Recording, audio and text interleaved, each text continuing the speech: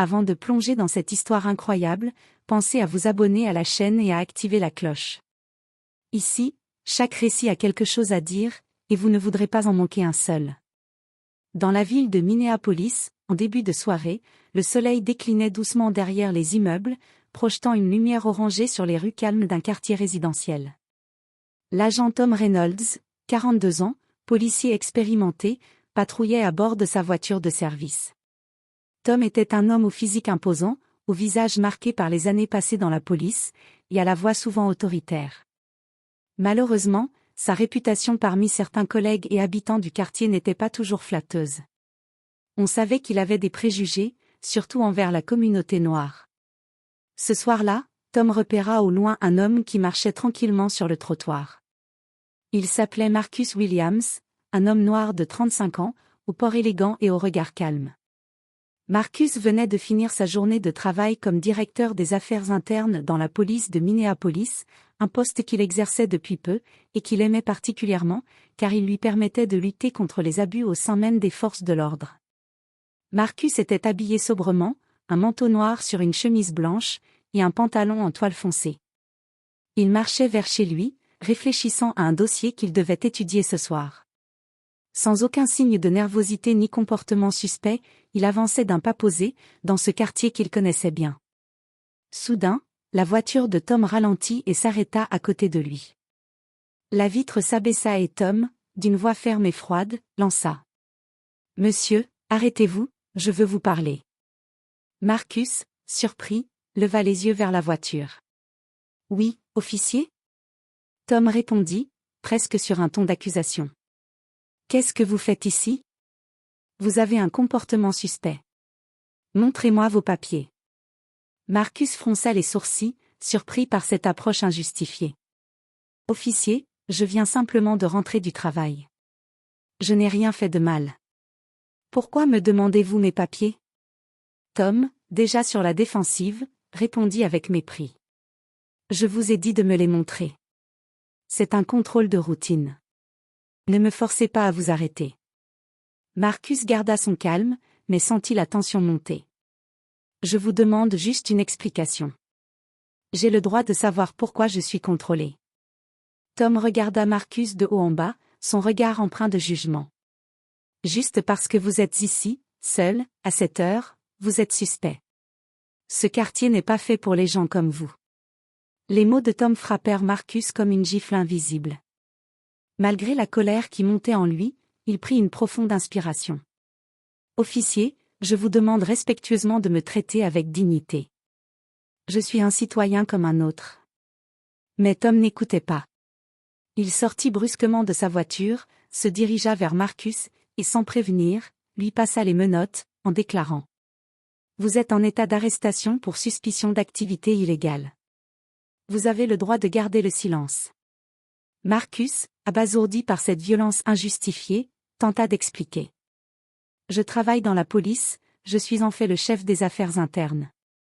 Vous pouvez vérifier. » Tom haussa les épaules.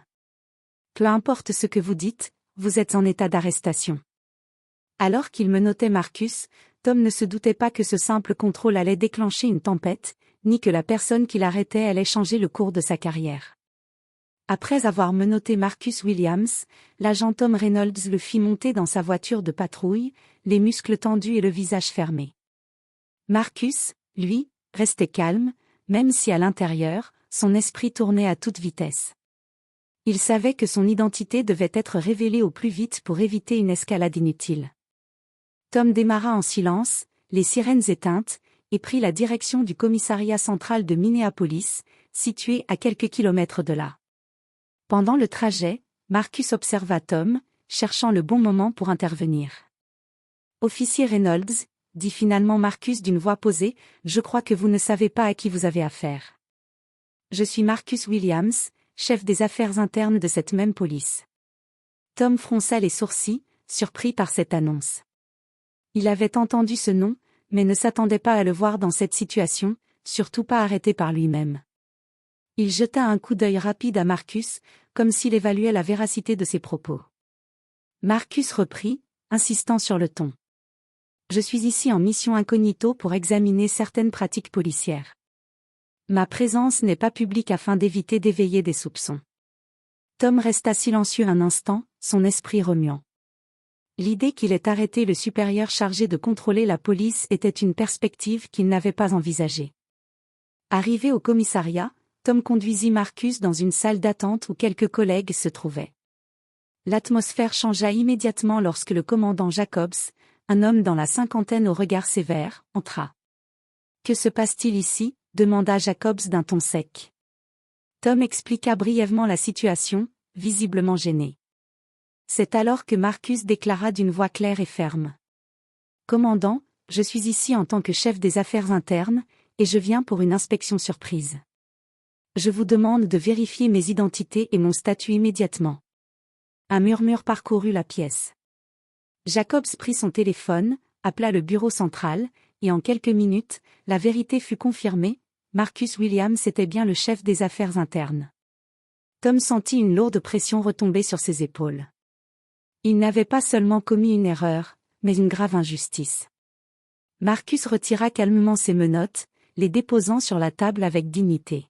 « Agent Reynolds, dit-il avec gravité, ce genre d'arrestation injustifiée est précisément ce que nous sommes ici pour combattre. » Tom, désormais conscient de la gravité de son erreur, baissa les yeux, incapable de trouver les mots. Marcus poursuivit. « Cette situation va être un signal fort pour tous les membres de cette unité. Il est temps que les choses changent. » Les regards dans la pièce étaient lourds de sens. Certains policiers baissaient les yeux, d'autres semblaient soulagés de voir que la vérité avait éclaté. L'atmosphère dans la salle d'attente du commissariat était devenue pesante, presque lourde d'un silence embarrassé. Tom Reynolds sentait chaque regard peser sur lui, comme un jugement muet qui le rongeait de l'intérieur. Il ne savait plus où se mettre.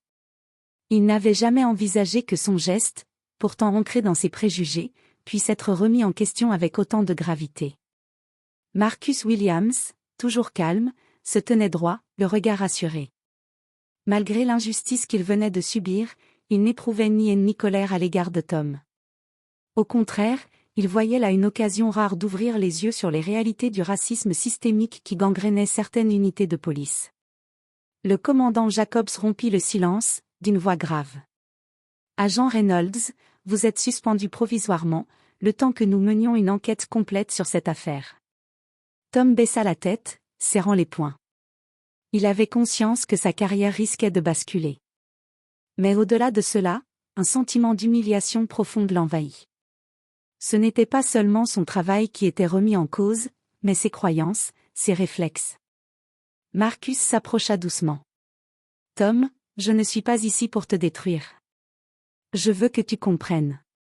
Cette arrestation, ce n'est pas qu'une erreur isolée, c'est le reflet d'un problème bien plus grand. » Tom releva la tête, surpris par le ton conciliant. « Mais, je pensais juste faire mon travail. Protéger les citoyens. » Marcus hocha la tête, compréhensif. « Je sais. Mais quand le travail devient aveugle, quand les préjugés dictent nos actes, la justice en souffre. Et ce sont des gens comme toi, qui croient bien faire, qui blessent profondément des innocents. » Un silence s'installa, tandis que Tom réfléchissait. Dans sa mémoire, les visages de nombreux contrôles injustifiés lui revenaient. Des moments qu'il avait toujours justifiés, sans jamais vraiment questionner. Le commandant Jacobs intervint. « Marcus, tu vas superviser l'enquête et travailler avec les formateurs pour organiser des sessions de sensibilisation au racisme et à l'éthique professionnelle. » Marcus acquiesça, sentant le poids immense de sa mission. Quelques heures plus tard, Tom quittait le commissariat, son insigne retiré de sa ceinture, le cœur lourd mais un peu plus ouvert à la vérité. Il savait qu'il avait un long chemin à parcourir, mais pour la première fois, il envisageait de changer, de remettre en cause ses certitudes. Les jours qui suivirent l'arrestation de Marcus Williams furent un tourbillon pour le commissariat de Minneapolis. La nouvelle se répandit rapidement dans les couloirs, provoquant autant de débats que de tensions. Beaucoup de policiers étaient partagés, certains défendaient Tom Reynolds, arguant qu'il faisait simplement son travail, tandis que d'autres voyaient enfin la nécessité d'un changement profond. Le commandant Jacobs convoqua une réunion d'urgence avec tous les officiers présents ce matin-là. Face à eux, Marcus prit la parole avec une détermination tranquille. Cette affaire est un signal d'alarme. Nous ne pouvons plus ignorer les préjugés qui affectent notre travail et minent la confiance de la population.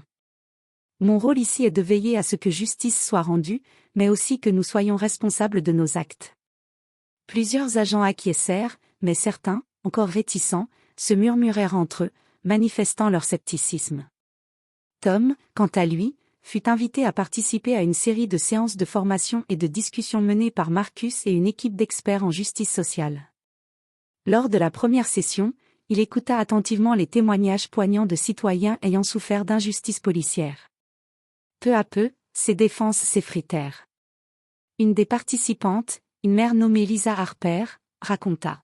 « Quand mon fils a été contrôlé sans raison, il avait peur. Pas de la police, mais de ce que ses préjugés pouvaient lui faire. C'est cette peur que nous devons combattre. » Ces paroles touchèrent profondément Tom.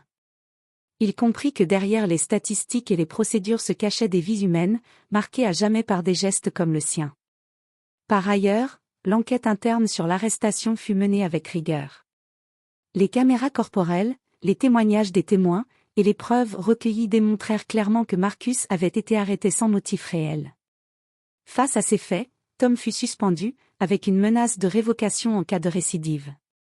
Mais Marcus, croyant en la possibilité de rédemption, insista pour que Tom bénéficie d'un accompagnement, d'un coaching pour comprendre les enjeux du racisme institutionnel. Dans les semaines suivantes, Marcus travailla aussi à renforcer les liens entre la police et la communauté noire locale.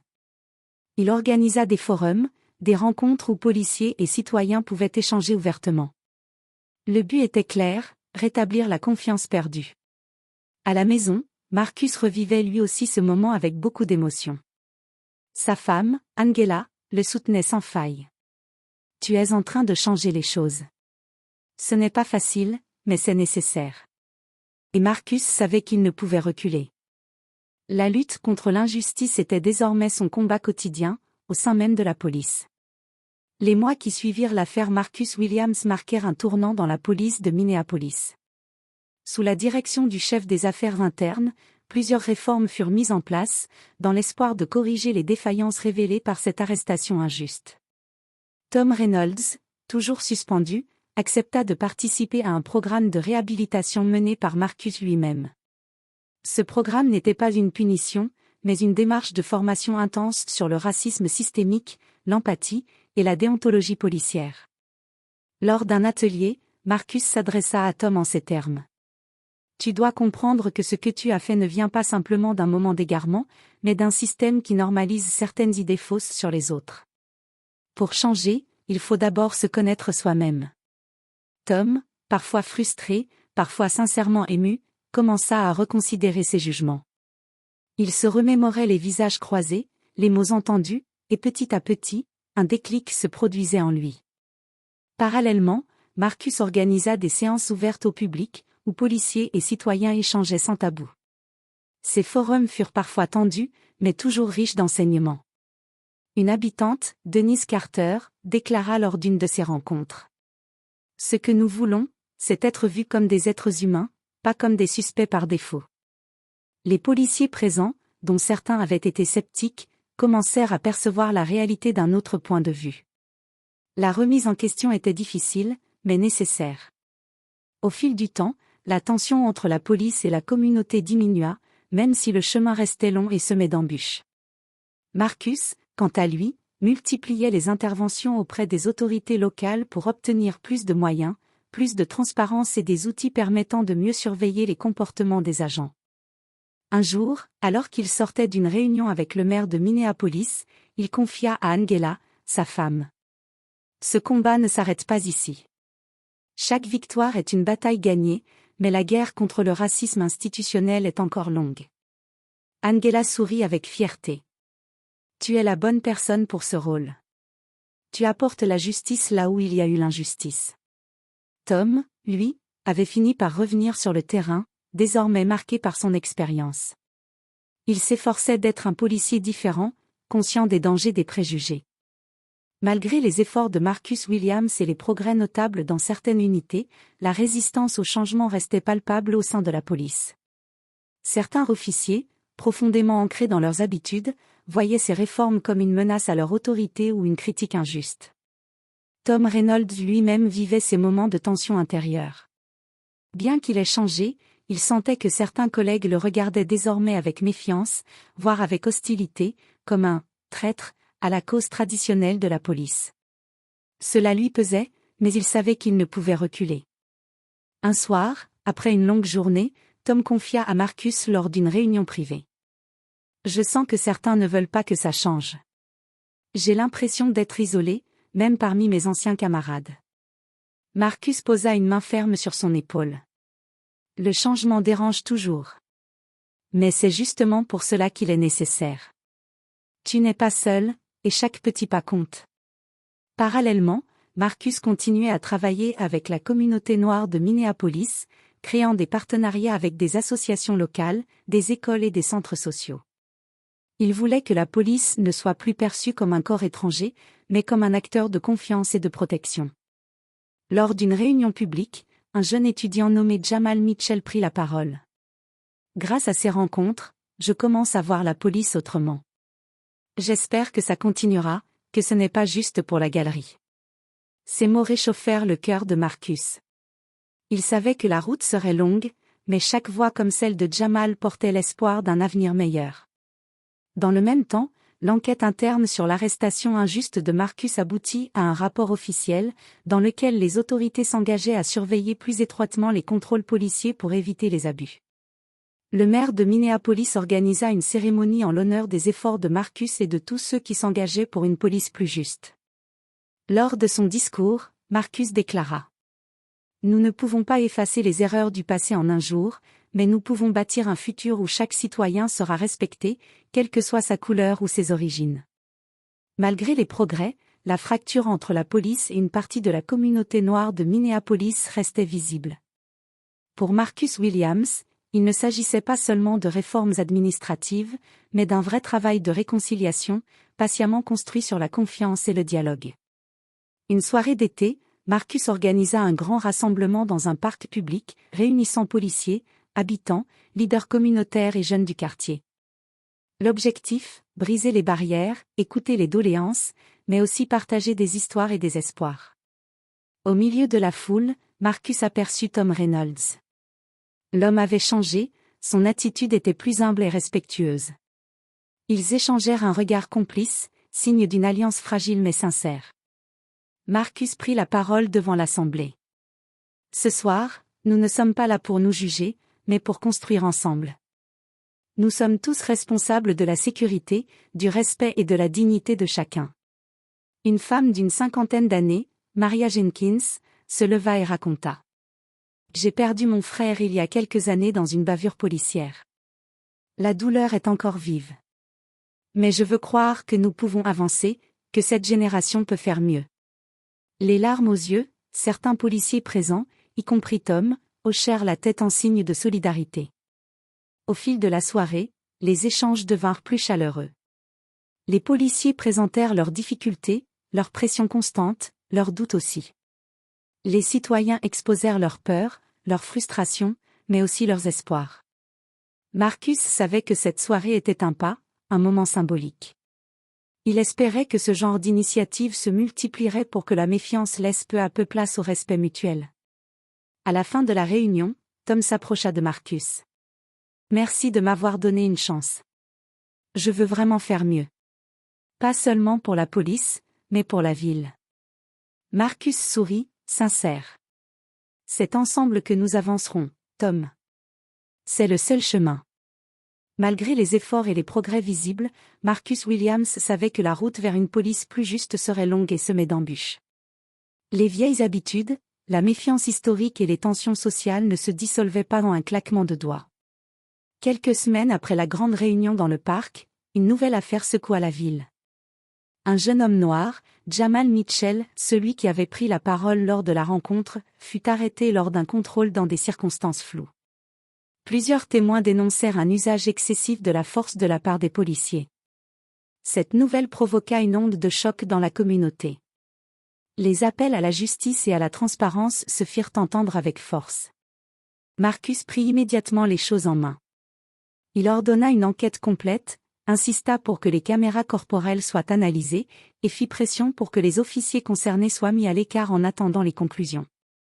Tom Reynolds, lui, ressentit une douleur particulière face à cette affaire. Il connaissait Jamal et se souvenait de son discours plein d'espoir. Ce nouvel incident raviva en lui un sentiment d'urgence, il fallait absolument que le changement ne soit pas qu'un discours. Lors d'une réunion interne tendue, Marcus s'adressa fermement aux policiers. Nous devons être les gardiens d'une justice exemplaire. Chaque erreur, chaque abus, renforce la défiance. Nous ne pouvons pas nous permettre de faillir. La pression monta encore d'un cran quand les médias locaux commencèrent à couvrir l'affaire, soulevant une fois de plus la question du racisme systémique au sein de la police. Mais Marcus, malgré la fatigue et les critiques, garda le cap. Il multiplia les échanges avec la famille de Jamal, assurant que tout serait fait pour que la vérité éclate. Angela, sa femme, l'encourageait. Tu portes beaucoup sur tes épaules. Mais tu fais ce qu'il faut. Ce chapitre montrait que, même avec les meilleures intentions, le combat contre l'injustice est un marathon, pas un sprint. L'arrestation de Jamal Mitchell fit rapidement la une des médias locaux et même nationaux. Les images des caméras corporelles, diffusées par certains témoins, montrèrent clairement une intervention excessive de la part des officiers. La communauté noire de Minneapolis manifesta massivement, réclamant justice et responsabilité. Marcus Williams, en tant que chef des affaires internes, devint le visage public de cette enquête. Il organisa une conférence de presse solennelle, devant des journalistes impatients de connaître les suites. Nous ne tolérerons aucun abus, aucun dérapage, déclara-t-il avec fermeté. Cette enquête sera transparente, rigoureuse, et les responsables seront sanctionnés, quel que soit leur rang. Tom Reynolds, de son côté, assista aux événements avec une tension palpable. Il était conscient que l'affaire mettait à nu les failles du système, mais aussi la fragilité de la relation entre la police et la population. Il réfléchissait à sa propre responsabilité et à ce qu'il pouvait encore faire pour contribuer au changement. Les tensions dans la ville se firent plus vives. Des manifestations pacifiques, mais aussi des actes de violence sporadiques, éclatèrent dans certains quartiers. Marcus demanda à ses équipes de redoubler de vigilance, tout en encourageant le dialogue et la désescalade. Lors d'une réunion stratégique avec le maire et les responsables communautaires, Marcus insista sur la nécessité d'un soutien accru pour les programmes de formation et de sensibilisation. Nous devons reconstruire la confiance, pas la détruire davantage. Cela demande du temps, de la patience, et un engagement sans faille. La pression politique monta également.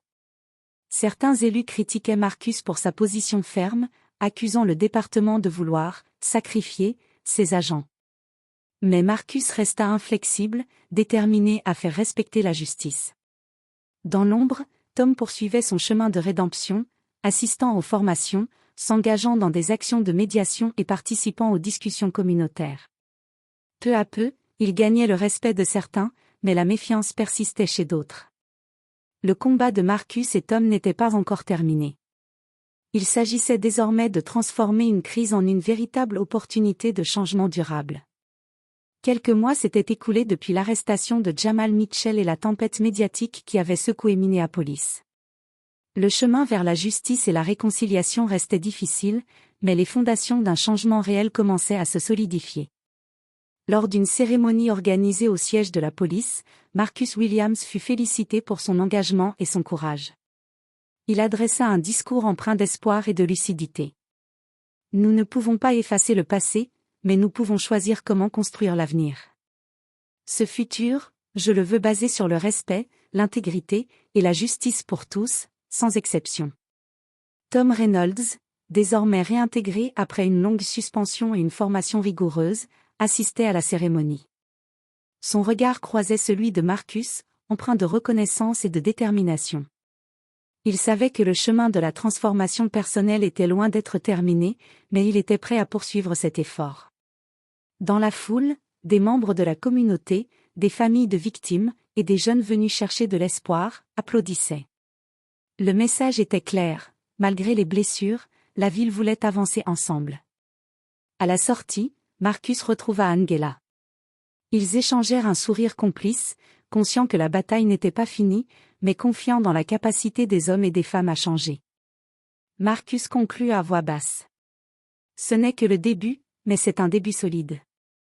Nous devons continuer à écouter, à apprendre, et surtout à agir. Alors que le soleil se couchait sur Minneapolis, une lumière nouvelle brillait dans le cœur de ceux qui croyaient en la justice. L'histoire d'une arrestation injuste s'était transformée en un combat pour la dignité et le respect, un combat porté par ceux qui refusaient le statu quo. Des années plus tard, la ville de Minneapolis avait changé. Grâce au travail acharné de Marcus Williams et de nombreux alliés, la police était devenue plus transparente, plus responsable, et surtout, plus proche des communautés qu'elle servait. Dans une école locale, un groupe d'adolescents assistait à un cours sur les droits civiques et la justice sociale. Leur professeur, un homme noir nommé David Harris, racontait l'histoire d'un homme qui, malgré les obstacles, avait transformé un système défaillant. Marcus Williams, expliquait-il, n'était pas qu'un chef des affaires internes. Il était un symbole d'espoir, un homme qui a prouvé que la justice peut triompher même au cœur de l'adversité. Parmi ces jeunes, certains avaient grandi dans les mêmes quartiers où autrefois régnait la méfiance. Aujourd'hui, ils voyaient en la police non plus un ennemi, mais un partenaire. À la mairie, une plaque commémorative fut dévoilée en hommage à Marcus, reconnaissant son rôle dans la lutte contre le racisme institutionnel. Angela, sa femme, assista à la cérémonie, émue. Tom Reynolds, désormais mentor pour les jeunes policiers, prononça ces mots lors de l'événement. J'ai appris à mes dépens que le vrai courage, c'est d'accepter ses erreurs et de chercher à être meilleur chaque jour. Marcus m'a montré cette voie. L'histoire de l'arrestation injuste avait laissé place à un héritage de changement. Un héritage bâti sur la vérité, la dignité, et la volonté collective de bâtir une société plus juste.